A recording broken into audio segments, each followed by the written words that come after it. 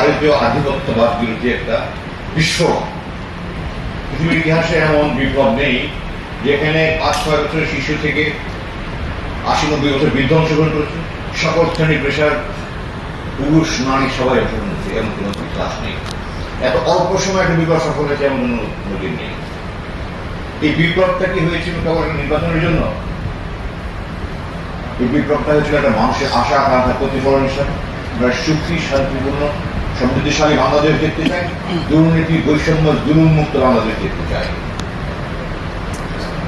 গত 14 মাস আমরা এই কাজ নিয়ে কাজ করেছিল আমি মনে করি। আমি যখন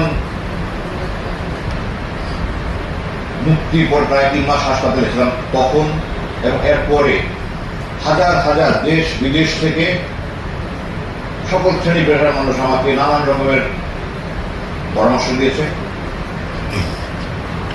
বিশেষ করে গুমের সাথে যারা জড়িত তাদের ব্যাপারে কি করণীয়, এদেরকে কি আইনের হাতে দেওয়া হবে না ছেড়ে দেওয়া হবে। আমি আমার প্রসঙ্গটা বলছি, কারণ আমার সাথে সেনাবাহিনীর কিছু বিভ্রান্ত বিপদগামী অবস্থা জড়িত ছিল। এটা কিন্তু নিজের সাথে নিজেকে যুদ্ধ করতে হয়েছে,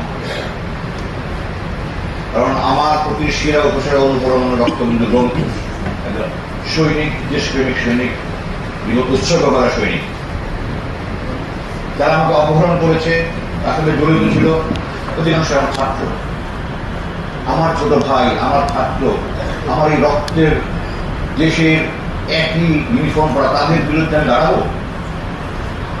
বিগ চ্যালেঞ্জ ফর মি। আমি রসুল একটা হাদিস মনে করেছি, নবুয়তের 21তম বছরে 8ম হিজরিতে তিনি মক্কা বিজয় করলেন। তখন